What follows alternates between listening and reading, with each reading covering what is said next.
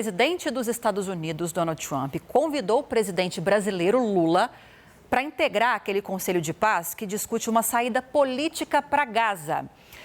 E falando em Gaza, a gente tem imagens ao vivo agora, lá do enclave, já é noite por lá, é até difícil ver a movimentação por causa disso. Tiramos a tarja com as informações para que você veja com mais clareza, bem escuro por lá. Nesse momento, aparentemente muito tranquilo. Sabemos que nos últimos anos a região tem sido constantemente atacada, ainda está em guerra, mas existe um esforço que vem ganhando cada vez mais espaço nos últimos meses para se chegar a um acordo de cessar-fogo, para se chegar ao fim da guerra. E esse acordo de paz, que está sendo costurado com a participação de autoridades da Palestina, dos Estados Unidos, de países europeus, é um acordo que está sendo capitaneado pelo presidente americano Donald Trump. E aí foi criado, então, um conselho de paz para dar andamento nessas negociações para se chegar a esse acordo. E aí é desse Conselho de Paz que estamos falando agora, que houve esse convite do presidente Donald Trump, presidente americano, para que o presidente Lula integre esse conselho. Eu vou chamar agora o nosso analista de assuntos políticos, o Yander Porcela, que tem informações sobre isso para nós. Oi, Yander, bem-vindo, bom sábado, boa tarde para você. Me surpreendeu essa notícia. Você tem mais informações sobre esse convite? Lívia, boa tarde para você, é um prazer estar aqui contigo no News Sábado. Boa tarde também para todo mundo que está nos assistindo. É uma decisão do presidente americano Donald Trump que pode parecer surpreendente mesmo, mas ele fez esse convite a diversos líderes globais, inclusive o presidente da Argentina, o Javier Milei, publicou nas redes sociais que recebeu também esse convite do presidente Donald Trump. Então ele está fazendo realmente, tentando fazer uma aliança global para chegar a essa solução política lá em Gaza, está tentando recrutar esses líderes para integrar esse conselho. Ele fez o convite ao presidente Lula, a gente confirmou aqui no SBT News, e eu estava falando agora há pouco, Lívia, com integrantes do governo para entender melhor se o presidente vai aceitar ou não esse convite, como que o Palácio do Planalto recebeu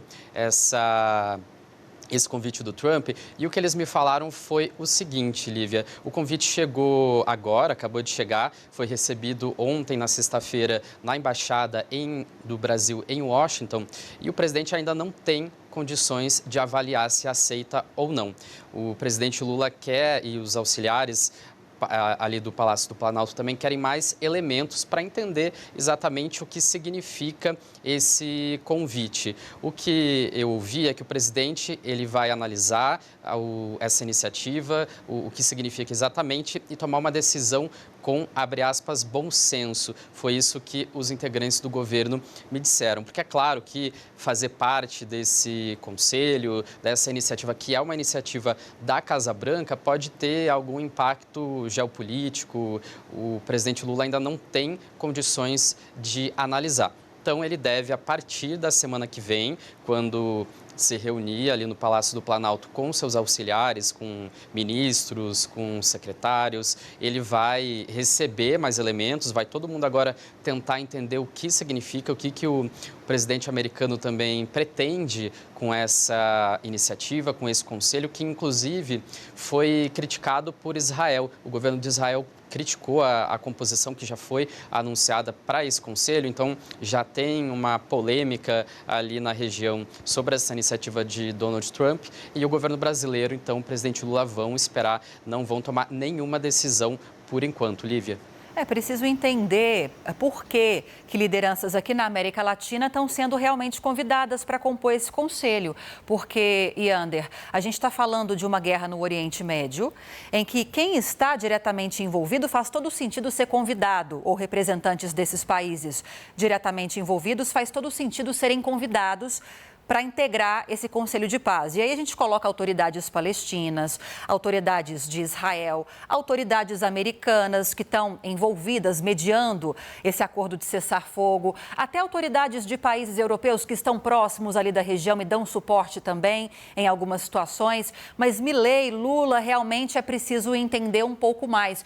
E aí nem dá para dizer, não sei se você teria algo para dizer nesse sentido, houve uma aproximação do presidente Lula com o presidente americano nos últimos meses. Houve aquele tarifaço imposto a vários países do mundo, inclusive o Brasil, um tarifaço que chegava a 50% de produtos que entram ainda nos Estados Unidos.